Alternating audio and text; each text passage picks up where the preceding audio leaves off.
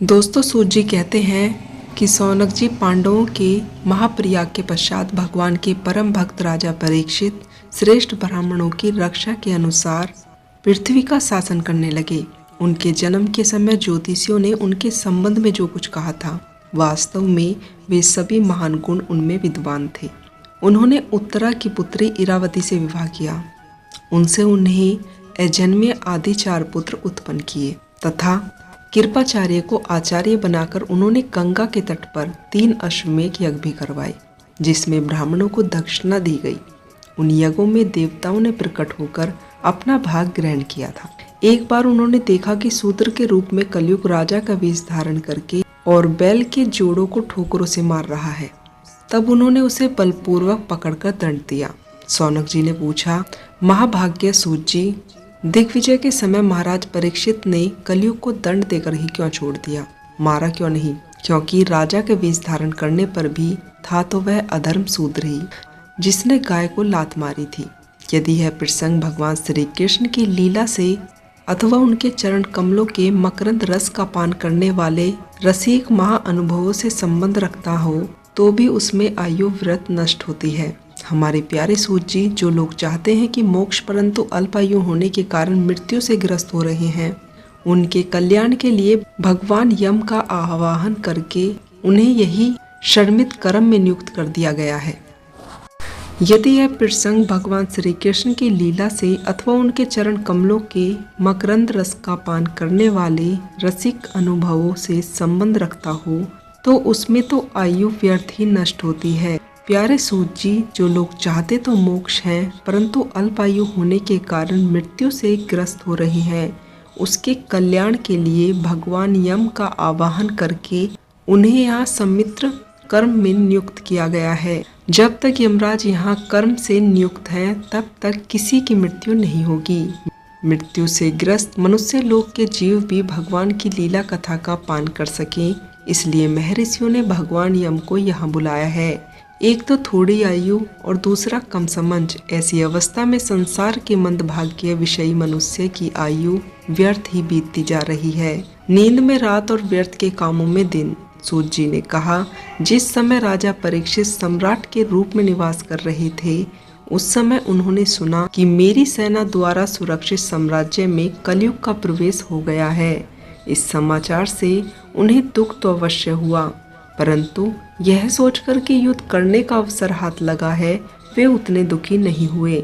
इसके बाद वीर परीक्षित ने धनुष हाथ में ले लिया। वे श्याम वर्ण के घोड़े से जुते हुए सींगों की ध्वजा वाले रथ पर सवार होकर दिग्विजय करने के लिए नगर से बाहर निकल पड़े। उस समय रथ, हाथी, घोड़े और पैदल सेना उनके साथ साथ चल रही थी।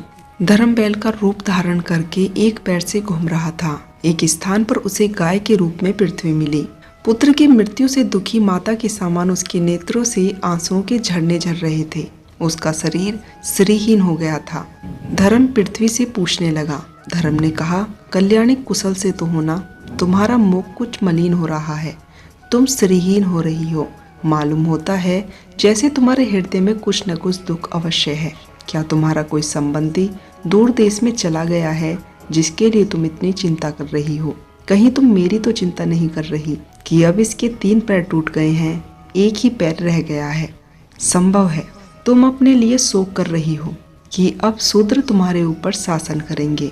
तुम्हें इन देवताओं के लिए भी खेद हो सकता है जिसके लिए अब यज्ञों में आहुति नहीं दी जाती, अथवा उस प्रजा के लिए भी जो वर्षा न होने के कारण अकाल से पीड़ित हो रही है। देवी, क्या तुम राक्षस मनुष्यों के द्वारा सताई हुई स्त्रियों के लिए शोक कर रही हो?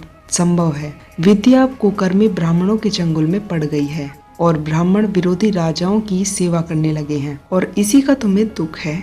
आज के नाम मात्र के राजा तो कलयुगी हो गए हैं। उन्होंने बड़े बड़े देश को उजाड़ डाला है। क्या तुम उन राजाओं या देशों के लिए शोक कर रही हो? आज की जनता खानपान, वस्त्र, स्नान और स्त्री सहवास आदि से शास्त्रीय नियमों का पालन नहीं कर रही है। क्या इसके लिए तुम दुखी हो? माँ पृथ्वी, अब समझ में आया हो न हो तुम्हें भगवान श्री कृष्ण की याद आ रही होगी, क्योंकि उन्होंने तुम्हारा भार उतारने के लिए ही अवतार लिया था और ऐसी लीलाएं की थी जो मोक्ष का ही अवलंबन है। अब उनकी लीला नहीं होती है, उसके लिए तुम दुखी हो रही हो। हे देवी, तुम तो धन रत्नों की खान हो, तुम अपने कलेश का कारण जिससे तुम इतनी दुर्बल हो गई हो, मुझे बताओ। मालूम होता है कि जैसे बड़े बड़े बलवानों को भी हरा देने वाले काल ने देवताओं के द्वारा वंदनीय तुम्हारे सौभाग्य को छीन लिया है।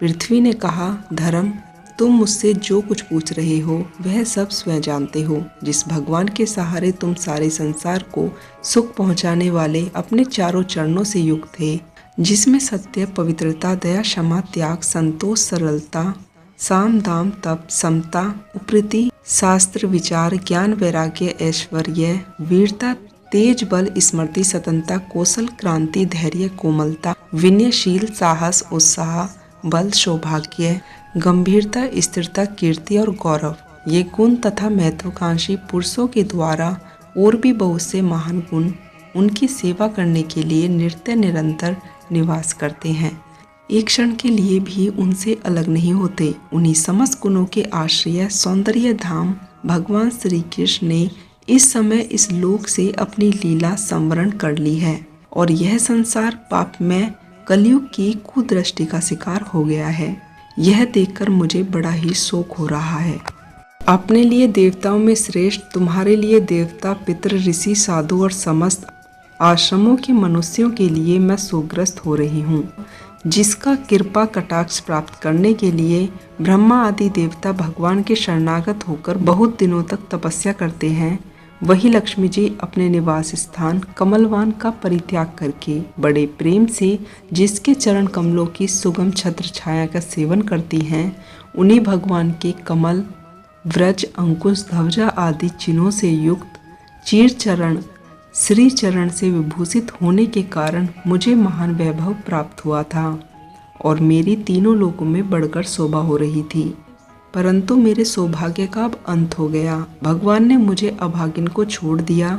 मालूम होता है जैसे मुझे अपने सौभाग्य पर गर्व हो गया था, इसलिए उन्होंने मुझे दंड दिया है। तुम अपने लिए 3 चरणों के कम हो जाने से मन ही मन कुढ़ रहे थे, अतः अपने पुरुषार्थ से तुम्हें अपने ही अंदर सब अंगों से पूर्ण और स्वस्थ कर देने के लिए वे अत्यंत श्याम सुंदर विग्रह से यदुवंश में प्रकट हुए और मेरा बड़ा भारी भार उतारा, जो असुरवंशी राजाओं के सैकड़ों रूप में था, नष्ट कर डाला। उस भगवान श्री कृष्ण का विरह भला कौन सह सकता है। धर्म और पृथ्वी इस प्रकार आपस में बात कर ही रहे थे कि उसी समय परीक्षित सरस्वती के तट पर आ पहुँचे। दोस्तों, आपको श्रीमद् भागवत कथा के सकंद पहले के 16वें अध्याय की यह जानकारी कैसी लगी? अगर आपको यह जानकारी पसंद आई हो तो चैनल से जुड़े रहने के लिए चैनल को सब्सक्राइब करें और मोटिवेट करने के लिए वीडियो को लाइक करें। तो दोस्तों, मिलती हूँ श्रीमद् भागवत कथा के 17वें अध्याय के साथ। तब तक के लिए आप लोग अपना ध्यान रखें, खुश रहें। जय सनातन, जय श्री कृष्णा।